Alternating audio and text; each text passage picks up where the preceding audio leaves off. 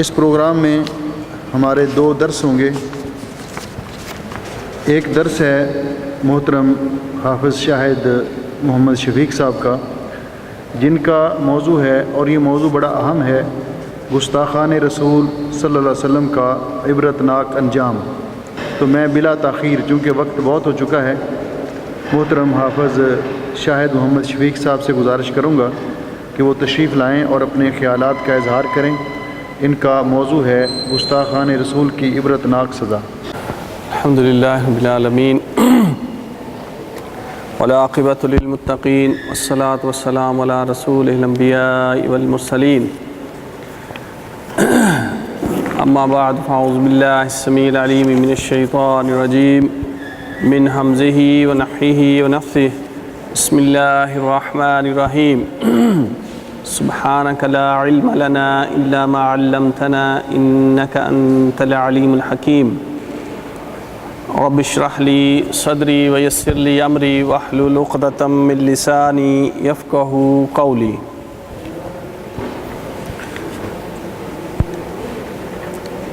اعوذ باللہ السمیع العلیم من الشیطان الرجیم من حمزہ ونفخہ ونفثہ، بسم اللہ الرحمن الرحیم، ان الذین یؤذون اللہ ورسولہ لعنہم اللہ فی الدنیا والآخرہ وَأَعَدَّ لَهُمْ عَذَابًا مُهِينًا۔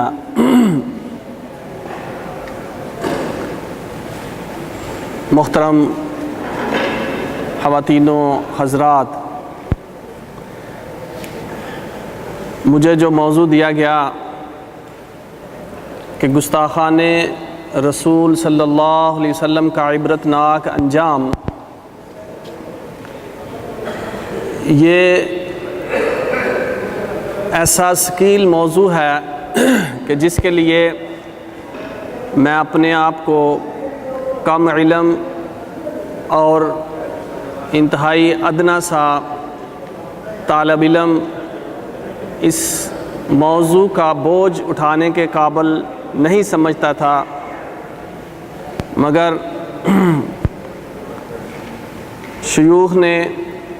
میری ڈیوٹی لگائی تو میں اللہ سے دعا گو ہوں کہ اللہ مجھے اس موضوع کا حق جو ہے وہ ادا کرنے کی توفیق عطا فرمائے، اور جو میں کہوں اور ہم سنیں اس پر عمل کرنے، اور ہمارے لیے کل قیامت کے دن نبی کریم صلی اللہ علیہ وسلم کی شفاعت کا باعث بنا دے۔ تو محترم بھائیوں، چونکہ وقت مجھے جو دیا گیا ہے اس میں اس وسیع موضوع کو سمیٹنا تھوڑا مشکل ہوگا، بہرکیف میں کوشش کروں گا کہ یہ موضوع اتنے وقت میں کور کر سکوں۔ تو اللہ تعالیٰ نے ارشاد فرمایا سورہ احزاب کی آیت نمبر 57 میں کہ بے شک جو لوگ اللہ اور اس کے رسول کو ایذا پہنچاتے ہیں ان کے لیے اللہ کی دنیا اور آخرت میں لعنت ہے، اور ان کے لیے بڑا ہی ذلت امیز عذاب تیار کر رکھا ہے۔ جس طرح نیک اعمال کے اجر و ثواب پر زمان و مکان اثر رکھتے ہیں، مثلا زمانے کے لحاظ سے حرمت والے مہینے، ماہ رمضان، لیلۃ القدر، عشرہ ذی الحجہ، یوم عرفہ وغیرہ کہ ان ایام میں نیکی کا اجر و ثواب بہت بڑھ جاتا ہے، اور مکان کے اعتبار سے مساجد اور ان میں مسجد حرم، مسجد نبوی، مسجد اقصیٰ، اور پھر بیت اللہ، حتیم، ریاض الجنہ، مسجد قباء وغیرہ ایسی جگہیں ہیں، ایسے مکان ہیں کہ جن کے اندر نیکی کا اجر و ثواب بہت زیادہ بڑھ جاتا ہے۔ اور اسی طرح جیسے نیکی کا اجر و ثواب بڑھ جاتا ہے، گناہ کی سزا اور اس کی شدت بھی بڑھ جاتی ہے۔ اسی زمان و مکان میں بدی کا ارتکاب کرنے والے کے لیے اس کا گناہ جو ہے وہ بہت زیادہ ہو جاتا ہے، اس پر گناہ کا بوجھ بہت بڑھ جاتا ہے۔ اور اپنے موضوع کی طرف میں اس بات کو لے کے آتے ہوئے کہ عام مسلمانوں کے ساتھ جو معاملہ ہے گستاخی کا، بد زبانی کا، تو اس کے متعلق فرمایا سباب المسلم فسوق وقتالہ کفر، کہ مسلمان کے ساتھ گالی گلوچ کرنا، بد زبانی کرنا، یہ فسق ہے، گناہ ہے، اور اس کے ساتھ لڑائی جھگڑا کرنا یہ کفر ہے۔ اور اس سے بڑھ کر جب بندہ اپنے والدین ماں باپ کو گالی گلوچ کرتا ہے تو فرمایا ملعون من سب اباہ ملعون من سب امہ، کہ جو اپنے والدین، اپنے باپ اور اپنی ماں کو گالی دیتا ہے، بد زبانی کرتا ہے، وہ ملعون ہے، لعنتی ہے۔ اور اس بات کو مزید اوپر لے کے جائیں تو اصحاب رسول کے متعلق ارشاد فرمایا من سب اصحابی فعلیہ لعنت اللہ والملائکۃ والناس اجمعین، کہ میرے اصحاب کو جو برا بھلا کہے گا اس کے لیے اللہ کی بھی لعنتیں ہیں، اس کے فرشتوں کی بھی لعنتیں ہیں، اور دنیا جہان کے تمام انسانوں کی لعنتیں اس شخص کے لیے ہیں۔ اب اس سے آگے بڑھیے تو جو نبی مکرم صلی اللہ علیہ وسلم کی ذات اقدس میں گستاخی کرتا ہے، بد زبانی کرتا ہے، اپنی زبان دراز کرتا ہے، تو اس کے متعلق امام ابن تیمیہ رحمہ اللہ فرماتے ہیں کہ بے شک نبی کریم رؤوف الرحیم صلی اللہ علیہ وسلم کو سب و شتم کا نشانہ بنانے والا اگرچہ وہ مسلمان ہی کیوں نہ ہو وہ کافر ہو جاتا ہے۔ اور یہ تمام ائمہ اربعہ اور مسلمانوں کے نزدیک متفق علیہ ہے کہ اس شخص کی سزا قتل ہے، اس کو قتل کیا جائے گا، بلکہ اس کی اگر توبہ ہو تو اس کی توبہ کو بھی قبول نہیں کیا جائے گا، اس کو معافی، اس کی توبہ بھی نہیں دلا سکتی، اس کو قتل کرنے سے اس کی توبہ اس کو بچا نہیں سکتی۔ تو محترم بھائیوں، یہ گستاخ چاہے مرد ہو چاہے عورت ہو، چاہے وہ ہوش و حواس میں یہ گستاخی کرے، چاہے نشے کی حالت میں ہوش ہو کر وہ یہ بد زبانی کرے، اس کی سزا قتل ہے، اس کا سر تن سے جدا ہے۔ تو آئیے جائزہ لیتے ہیں کہ تاریخ میں جنہوں نے نبی کریم صلی اللہ علیہ وسلم کی شان مبارک میں گستاخی کی، بد زبانی کی، ان کا حال کیا ہوا۔ تو اللہ تعالیٰ فرماتا ہے فَاصْدَعْ بِمَا تُؤْمَرْ وَعَارِضْ عَنِ الْمُشْرِكِينَ إِنَّا كَفَيْنَاكَ الْمُسْتَهْزِئِينَ۔ سورہ حجر میں اللہ تعالیٰ ارشاد فرماتے ہیں کہ آپ کو جو حکم دیا جا رہا ہے اس حکم کو بجا لائیے، کھول کر اس کو بیان کر دیجئے، اور ان مشرکین سے اعراض کیجئے، ان کو چھوڑ دیجئے، یہ جو آپ کا مذاق اڑا رہے ہیں ان کا کھلا کما کرنے کے لیے، ان کے لیے آپ کی طرف سے میں اللہ ہی کافی ہوں۔ تو پھر اللہ تعالیٰ نے آپ صلی اللہ علیہ وسلم کی شان میں گستاخی کرنے والوں کا کیا عبرتناک انجام کیا، آئیے دیکھتے ہیں۔ سب سے پہلے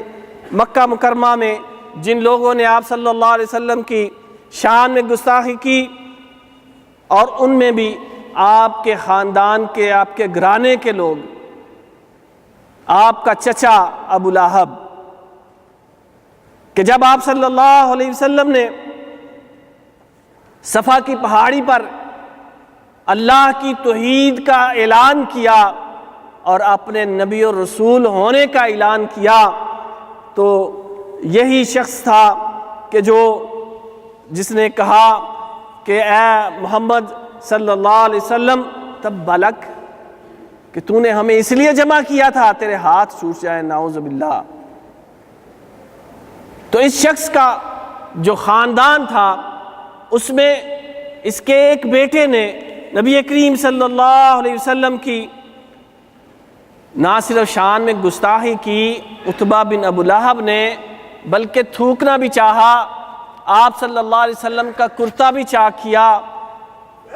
تو اللہ تعالیٰ نے اس کو کس طرح عبرتناک بنایا کہ آپ صلی اللہ علیہ وسلم نے اس کے لیے بد دعا کی، اللہم سلط علیہ کلبا من کلابک، اے اللہ اس شخص پر، اس عتبہ پر اپنے کتوں میں سے کسی کتے کو مسلط کر دے۔ اور نبی کریم صلی اللہ علیہ وسلم کی زبان مبارک کا،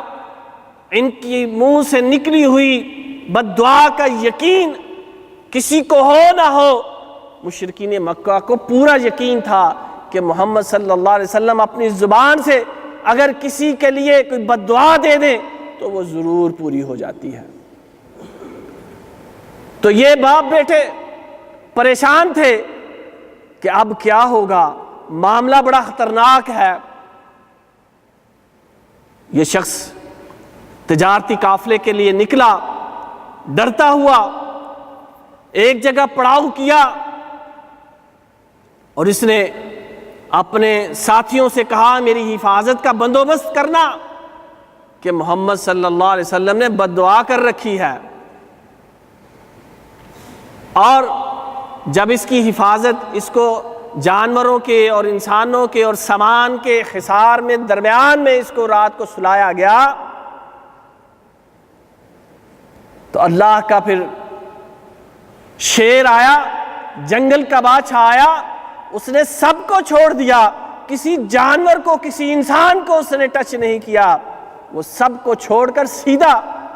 اس عتبہ پر آیا، اس کو چیر پھاڑ کے چلا گیا۔ تو اللہ نے اس کے لیے نبی کریم صلی اللہ علیہ وسلم کی بد دعا کو سچا ثابت کر دیا، اور اس کو عبرت کا نشان بنا کر اس کو واصل جہنم کیا۔ پھر اس کے بعد اس کی ماں کا حشر دیکھیے، عروہ بنت حرب، ام جمیل کے نام سے یہ عورت، ابو لہب کی بیوی، کہ یہ آپ صلی اللہ علیہ وسلم کی شان میں گستاخیاں کیا کرتی، آپ صلی اللہ علیہ وسلم کو سب و شتم کا نشانہ بنایا کرتی، بلکہ یہیں تک بس نہیں کرتی، گندگی آپ کے راستے میں، کانٹے آپ کے راستے میں بچھا دیا کرتی، آپ صلی اللہ علیہ وسلم کو سخت ایذائیں پہنچاتی۔ تو پھر اللہ تعالیٰ نے اس کے متعلق بھی کہا سورہ لہب میں، وَامْرَأَتُهُ حَمَّالَةَ الْحَطَبِ فِي جِيدِهَا حَبْلٌ مِّن مَّسَدٍ، کہ ابو لہب کی بیوی وہ بھی ہلاک ہو گئی اور ہوگی، بلکہ دنیا کے اندر عبرت کا نشان بنے گی۔ اللہ نے وہ لکڑیاں اٹھا کے جو گٹھا لا رہی تھی، اس کی رسی سے ہی اس کو پھانسی کا پھندا بنا کر اس کو اللہ نے عبرت کا نشان بنا دیا۔ اور پھر ابو لہب کہ جو آپ صلی اللہ علیہ وسلم کو سب سے زیادہ تکلیف پہنچایا کرتا، اعلان نبوت کے بعد سے لے کر جب بھی آپ صلی اللہ علیہ وسلم تبلیغ کے لیے نکلتے، یہ پیچھے پیچھے جاتا، پتھر مارتا، گالی گلوچ کرتا، لوگوں کو برا بھلا کہتا اور منع کرتا اس کی بات نہ سننا۔ وہ جو کہتے ہیں کہ اس کی انگلی، اس سے اس کو پانی ملتا ہے، اس کے عذاب میں تخفیف ہوتی ہے، کہ جس سے اس نے اشارہ کیا تھا اپنے بھتیجے کی پیدائش پر اپنی لونڈی کے آزاد ہونے کا، تو اس کی ایک انگلی اللہ نے پورے دونوں ہاتھ اس کے فرمایا تبت یدا ابی لہب و تب، تیرے دونوں ہاتھ ٹوٹ جائیں ابو لہب، تو ہلاک اور برباد ہو جائے. ما اغنى عنہ مالہ وما کسب، نہ تیرا مال تیرے کام آئے گا، نہ تیری اولاد تیرے کام آئے گی، کوئی چیز تیرے کام نہیں آئے گی. سیصلی نارا ذات لہب، اور عنقریب تجھے شعلے مارتی ہوئی آگ میں بڑکتی ہوئی آگ میں ڈال دیا جائے گا. اس شخص کا کیا انجام ہوا؟ اس کو اللہ نے طاعون کی بیماری میں مبتلا کر کے 7 دن تک اتنی بدبودار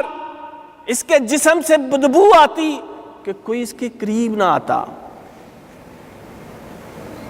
اسی طاعون کی بیماری میں اس عذاب میں 7 دن تک زندہ رہا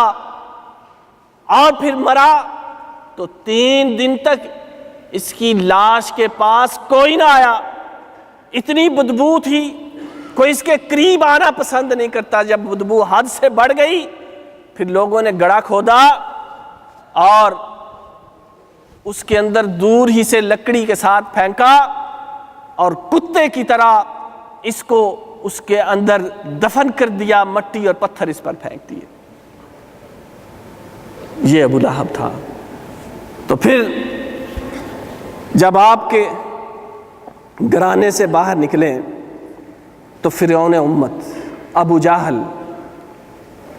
جو نبی کریم صلی اللہ علیہ وسلم اور مسلمانوں کا سب سے بڑا دشمن تھا، اسلام کی دشمنی اور مسلمانوں کے خاتمے کے لیے کوئی لمحہ ضائع نہ کرتا، اس شخص کا انجام کیا ہوا کہ بدر کے مقام میں 2 ننھے منھے نوجوان ساتھیوں بچوں نے اس کو واصل جہنم کیا. معوذ اور معاذ وہ باز کی طرح اس پر جپٹتے ہیں اور اس کی سواری سے کھینچ کر اس کو نیچے اتار دیتے ہیں اور مرنے کے لیے اس کو چھوڑ دیتے ہیں. جب جنگ ختم ہوئی تو آپ صلی اللہ علیہ وسلم نے عبداللہ بن مسعود رضی اللہ عنہ کو بھیجا، جاؤ ابو جہل کو ڈھونڈو. دیکھا تو وہ آخری سانسیں لے رہا تھا، اس کی گردن پر پاؤں رکھا تو اس نے کہا تو نے ایسی جگہ پر پاؤں رکھا ہے کہ کسی بڑے سے بڑے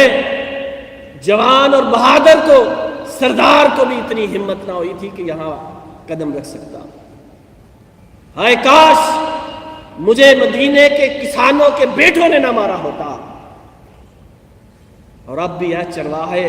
بکریوں کے چرواہے تو آ گیا ہے میری گردن مارنے. زندگی میں اس کو اس کی ذلت کا عذاب اللہ نے اس کو دکھایا اور پھر اس کی گردن کاٹ کر اس کا سر آپ صلی اللہ علیہ وسلم کی خدمت میں عبداللہ بن مسعود رضی اللہ عنہ نے پیش کیا. اور پھر امیہ بن خلف کہ یہ ان 7 لوگوں میں شامل تھا کہ جن کے متعلق نبی کریم صلی اللہ علیہ وسلم نے بد دعا کی تھی، اللہم علیک ابا جہل بن حشام وعتبہ بن ربیعہ وشیبہ بن ربیعہ وعقبہ بن ابی معیط وامیہ بن خلف. ان 7 میں یہ امیہ بن خلف بھی شامل تھا کہ یہ بھی آپ صلی اللہ علیہ وسلم کو بڑی تکلیفیں پہنچاتا، اپنی زبان سے زبان درازی کرتا. تو آپ صلی اللہ علیہ وسلم نے بد دعا کی تو یہ مدینے سے مکے سے باہر نہیں نکلا کرتا تھا، ڈرتا تھا کہ کہیں محمد کی صلی اللہ علیہ وسلم بد دعا کام نہ کر جائے. بدر کی لڑائی شروع ہوئی، یہ جانا نہیں چاہتا تھا. بڑی مشکل سے ابو جہل نے اس کو بسیٹ کر میدان بدر میں لائے.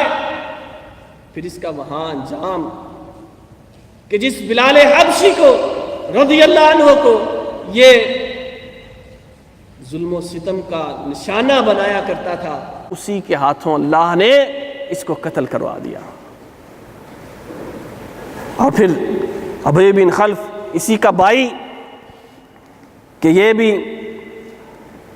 دشمنی میں اس قدر بڑا ہوا کہ یہ کہتا نبی کریم صلی اللہ علیہ وسلم کو، اے محمد اگر میرا بس چلے تو میں تمہیں قتل کر دوں. تو آپ صلی اللہ علیہ وسلم نے فرمایا یہ کام تو نہیں کر سکتا، البتہ میں ہوں جو تجھے ضرور قتل کروں گا انشاءاللہ. اور پھر آپ صلی اللہ علیہ وسلم کے ہاتھوں یہ شخص قتل ہوا، اور یہ واحد شخص تھا جو پوری آپ صلی اللہ علیہ وسلم کی زندگی میں جو قتل ہوا، ایک ہی شخص، اور وہ یہی ابی بن خلف تھا کہ یہ جب احد کے میدان میں آیا تو کہنے لگا کہاں ہے محمد صلی اللہ علیہ وسلم، آج یا وہ نہیں یا میں نہیں. جب یہ قریب آیا تو آپ صلی اللہ علیہ وسلم نے نیزہ مارا، اس کی گردن پر لگا، ہلکا سا زخم ہوا، یہ بلبلاتا ہوا، تڑفتا ہوا، لڑکتا ہوا واپس بھاگا اور جا کے کہنے لگا اپنے ساتھیوں سے محمد نے مجھے مار دیا صلی اللہ علیہ وسلم. وہ کہنے لگے معمولی سا زخم ہے، تو کیوں بیل کی طرح چیخ رہا ہے، چلا رہا ہے، کچھ نہیں ہوتا. کہتا تم نہیں جانتے کہ یہ وہ زخم ہے کہ جس نے یہ زخم لگایا ہے، یہ ایسا زخم ہے کہ اس کی درد اگر ذی المجاز کے باشندوں کے میں تقسیم کر دیے جائے تو وہ سب کے سب مر جائیں. اور پھر یہ مکہ پہنچنے سے پہلے ہی صرف کے مقام پر اس کی زندگی کا خاتمہ ہو گیا. اور پھر عاص بن وائل سہمی، وہ بھی آپ صلی اللہ علیہ وسلم کا مذاق اڑانے میں پیش رہتا، گدھے پر سوار ہو کر جا رہا تھا، غار کے دہانے پر پہنچا، گدھے کو ٹھوکر لگی اور یہ غار کے اندر جا پڑا. اللہ نے ایک بچھو جو اس کو ڈنگ مار کے اس کے جسم میں اس کا زہر پھیل گیا اور وہیں یہ مر گیا. اللہ نے ایک بچھو کو اس پر مسلط کر دیا.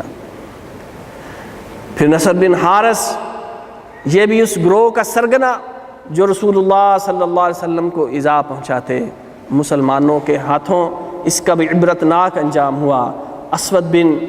مطلب، یہ نبی کریم صلی اللہ علیہ وسلم کی نقلیں اتارا کرتا، ایک دن درخت کے نیچے سویا ہوا تھا کہ چیختا ہوا اٹھا کہ میری آنکھ کو کوئی چبو رہا ہے، اور پھر چیختا چلاتا اسی طرح مر گیا. اور پھر حارث بن وائل سہمی، یہ پیٹ میں اس کے پانی پڑ گیا اور اس کے منہ سے وہ پانی زرد رنگ کا خارج ہوا کرتا، اور اسی طرح اس بیماری سے یہ واصل جہنم ہوا. اسود بن یغوث، یہ باد سموم سے اس کا چہرہ جلس گیا، حتیٰ کہ اس کے گھر والوں نے اس کو پہچاننے سے انکار کر دیا. یہ اپنے گھر کے باہر کئی دن تک پڑا رہا اور ایڑیاں رگڑ کر بھوکا اور پیاسا مر گیا. جب مرا تو اس کی زبان پیاس کی وجہ سے باہر لٹک رہی تھی. ولید بن مغیرہ، یہ بھی ایک سوار کے نیزہ لگنے سے اس کی رگ کٹ گئی اور پھر اسی طرح اس کی موت ہوئی. ابن خطل کہ جس کو ابو برزہ رضی اللہ عنہ نے اس کو قتل کیا، یہ کون شخص تھا کہ اس کی 2 لونڈیاں تھیں، ارنب کے نام سے ایک لونڈی. اور جب مکہ فتح ہوا تو آپ صلی اللہ علیہ وسلم نے جن لوگوں کے آپ صلی اللہ علیہ وسلم نے عام معافی کا اعلان کیا، مگر گستاحان رسول کی معافی کا اعلان،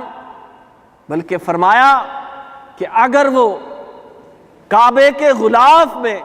اس کے پردوں کے پیچھے بھی چھپے ہوں، ان میں بھی پناہ لیے ہوئے ہوں، تو وہاں بھی ان کو قتل کر دینا، ان کو نہ چھوڑنا. حرمت والا شہر تھا مکہ، مسجد حرام تھی، لیکن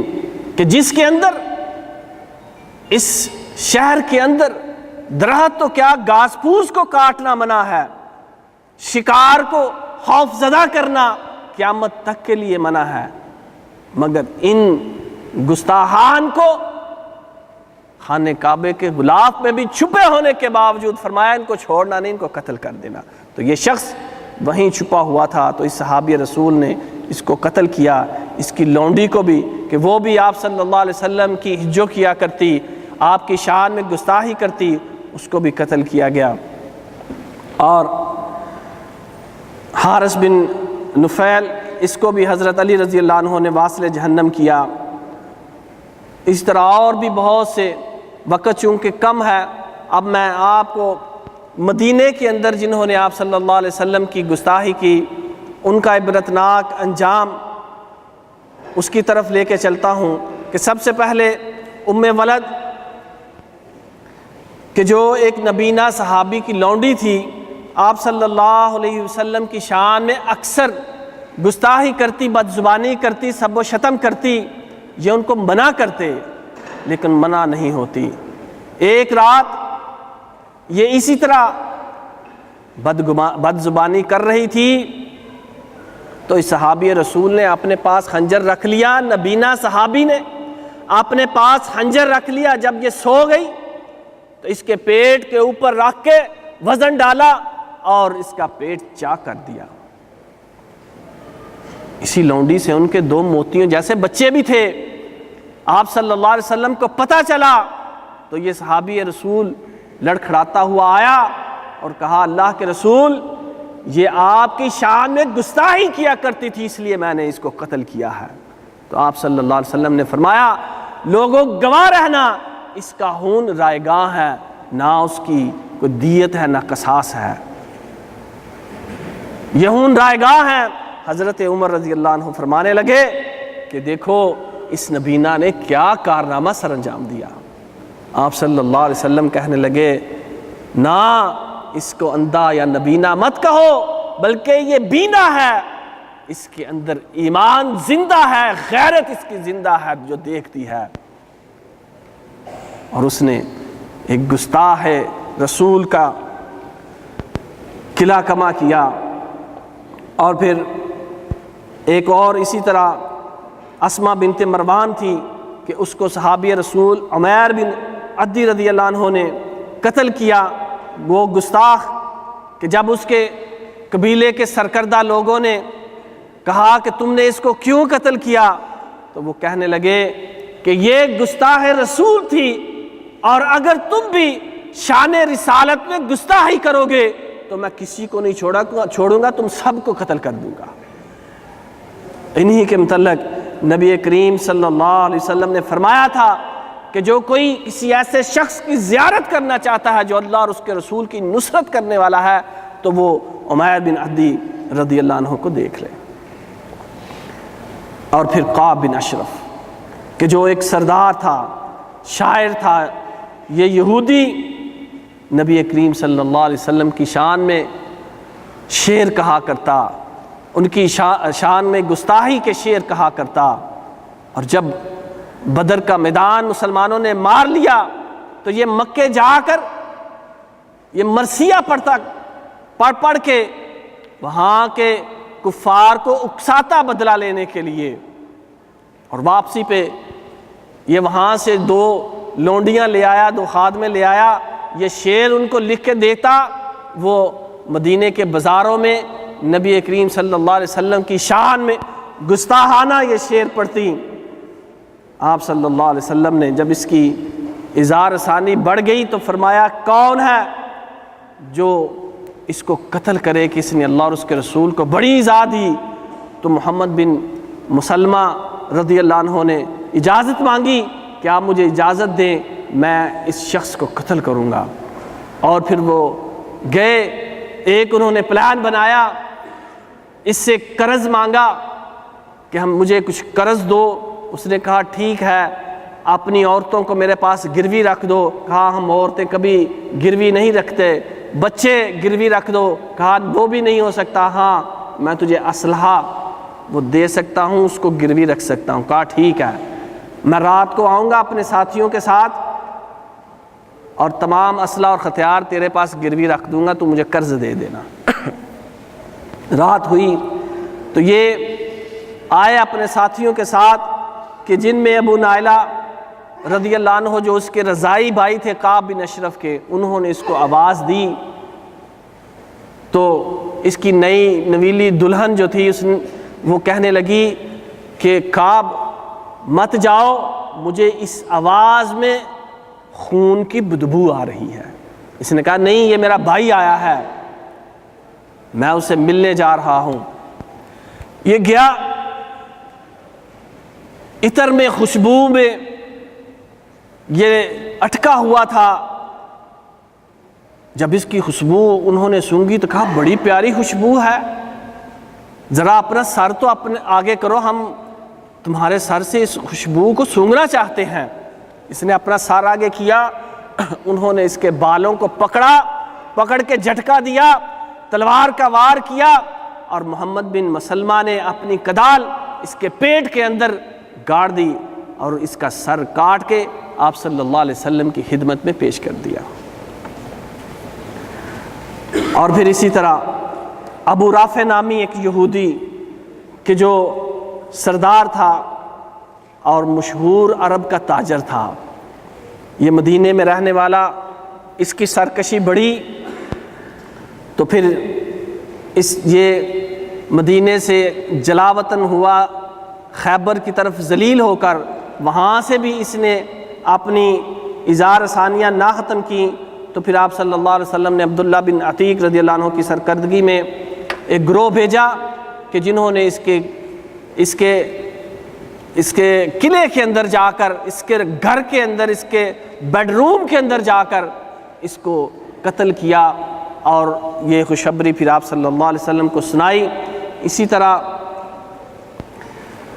یہ فہرست، یہ لسٹ بہت لمبی ہے، اب اس کو تھوڑا سا شارٹ کرتے ہوئے میں انڈو پاک کے کچھ گستاحان کا آپ کے سامنے ان کا نام اور ان کا انجام بتاتا ہوں کہ سوامی شردانند اس نے ایک کتاب، گستاحانہ کتاب لکھی، تو اس کو غازی عبدالرشید نے دسمبر 1925 میں واصل جہنم کیا۔ پنڈت راج پال کہ جس نے یہ کتاب نشر کی، اشاعت کی، اس کو غازی علم دین شہید نے 6 دسمبر 1927 کو اس کا بھی انجام جو ہے جہنم کیا۔ نتھو رام، اس کو غازی عبدالقیوم شہید نے، ڈاکٹر رام گوپال کو غازی مرید حسین نے، چرن داس کو میاں محمد شہید نے، عبدالحق قادیانی کو حاجی مانک نے، کہ بہت طویل لسٹ ہے۔ ہر صدی میں، ہر زمانے میں آپ صلی اللہ علیہ وسلم کے گستاحان، ان کا عبرتناک اللہ نے انجام کیا۔ انا کفیناک المستہزئین، کہ اس پہ یہ کہ بتلا دو گستاحان نبی کو غیرت مسلم زندہ ہے، دین پر مر مٹنے کا جذبہ کل بھی تھا آج بھی ہے۔ تو محترم بھائیوں، میرے پاس 5 منٹ رہ گئے ہیں، میں اپنے موضوع کو سمیٹتے ہوئے کہ یہ موضوع جس سبب سے، جس وجہ سے یہ موضوع لیا گیا، کہ آپ جانتے ہیں کہ ایک مذموم حرکت نیدرلینڈ کے اندر آپ صلی اللہ علیہ وسلم کی شان میں ہونے والی تھی۔ گیرٹ وائلڈر نامی ایک شخص ایک مقابلہ کروانے والا تھا، کہ جس کو الحمدللہ اللہ نے کینسل کروا دیا ہے۔ کہ یہ گیرٹ وائلڈر کون ہے؟ یہ نیدرلینڈ کا ایک بے دین قسم کا شخص ہے، کہ جو اسرائیل اور مڈل ایسٹ کے کئی دورے کر چکا، اور یہ اپنی پارلیمنٹ میں پارٹی آف فریڈم کا یہ لیڈر ہے، اور قرآن پر پابندی، اسلام مخالف فلم فتنہ، اور نیدرلینڈ سے مسلمانوں کی بے دخلی، مسجدوں کو بند کروانا، برقعے پر پابندی، حلال گوشت پر پابندی جیسی یہ مہمات میں یہ ان کا سرگنا رہا ہے۔ اور یہ اس سے پہلے اس پر مسلمانوں کی توہین کا مقدمہ دائر ہوا، جس کو بعد میں خارج کر دیا گیا، اور ایک گروہ پر نسلی امتیاز اور اس کی انسلٹ کرنے کا یہ مجرم بھی قرار پایا، لیکن اس کو کوئی سزا یا جرمانہ نہیں کیا گیا۔ محترم بھائیوں، یہ یورپ، یہ امریکہ کہ جس کے اندر حضرت عیسیٰ اور حضرت مریم علیہ السلام، ان کی شان میں گستاخی کرنے والا کوئی گستاخی کا کوئی لفظ نہیں بول سکتا، حتیٰ کہ ہولوکاسٹ اس کے متعلق کوئی بحث نہیں کر سکتا، کوئی بات نہیں کر سکتا۔ یہ جرم ہے بہت بڑا۔ تو انہی کے اندر یہ لوگ ہمارے نبی کریم صلی اللہ علیہ وسلم، ہمارے پیارے دین اور ہمارے قرآن کے متعلق یہ بد زبانی کرتے ہیں، اور پھر اس کو کہتے ہیں یہ آزادی اظہار رائے ہے، اور اپنی دفعہ یہ آزادی اظہار رائے بھول جاتے ہیں۔ تو یاد رکھیے کہ اس مقام پر ہماری بھی کچھ ذمہ داری بنتی ہے، ہمیں بھی اپنا کچھ رول پلے کرنا ہے۔ جس حد تک ہم کر سکیں وہ کیا ہے کہ ہم پرامن احتجاج کریں، کہ جس کے اندر تشدد اور مار داڑ نہ ہو، توڑ پھوڑ نہ ہو، فزیکل ہو، اور اسی طرح یہ احتجاج سوشل میڈیا پر ہو، پرنٹ میڈیا پر ہو، الیکٹرانک میڈیا پر ہو، کہیں بھی ہو، اپنا احتجاج ریکارڈ کروائیے۔ اور پھر اس کے بعد دوسرا کام یہ ہے کہ ہم سیرت النبی صلی اللہ علیہ وسلم کے پروگرام کروائیں، اپنوں کو اور غیروں کو نبی کریم صلی اللہ علیہ وسلم کی سیرت کے نمونے دکھائیں، بلکہ عملی نمونہ بن کر ہم خود ان کو دکھائیں،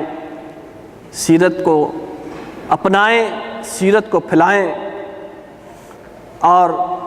جن ممالک سے تسلسل کے ساتھ یہ گستاخانہ کام ہو رہے ہیں، ان کی پروڈکٹس کا حد الوسع جو ہے مکمل بائیکاٹ کریں،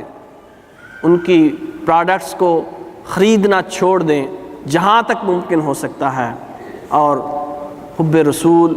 اطاعت رسول صلی اللہ علیہ وسلم کو نہ صرف خود اپنائیے بلکہ اس کو اپنی اگلی نسلوں تک منتقل کرنے کا انتظام کیجیے۔ تو یہ کام ہے میرے محترم بھائیوں کہ جو ہم کر سکتے ہیں اور ہمیں کرنا چاہیے۔ اللہ سے دعا ہے کہ ہم ان کاموں کے بدلے اللہ سے یہی دعا کرتے ہیں کہ کل قیامت کے دن اللہ اور اس کا رسول ہم سے راضی ہو جائے اور ہمیں آپ صلی اللہ علیہ وسلم کی شفاعت مل جائے اور حوض کوثر کا جام مل جائے۔ آمین۔ وآخر دعوانا ان الحمدللہ رب العالمین۔ آپ محترم حافظ شاہد محمد شفیق صاحب حفظہ اللہ کا انتہائی جامع اور پرمغز درس سماعت فرما رہے تھے، جس میں انہوں نے رسول اکرم صلی اللہ علیہ وسلم کی شان میں گستاخی کرنے والوں کا انجام اور اس سلسلے میں ان کے آپ کے دفاع کے لیے مسلمانوں کا کیا کردار ہونا چاہیے، بڑی جامع انداز میں روشنی ڈالی۔ اللہ جل شانہ ہمیں اپنے پیارے حبیب حضرت محمد الرسول اللہ صلی اللہ علیہ وسلم کی سچی محبت نصیب فرمائے اور یہ جذبہ نصیب کرے کہ ہمارا ایمان ہے کہ ہماری جان بھی، مال بھی، ماں باپ بھی، اہل و عیال بھی سب فدا اور قربان ہیں پیارے نبی حضرت محمد رسول اللہ صلی اللہ علیہ وسلم کی عزت و ناموس پر۔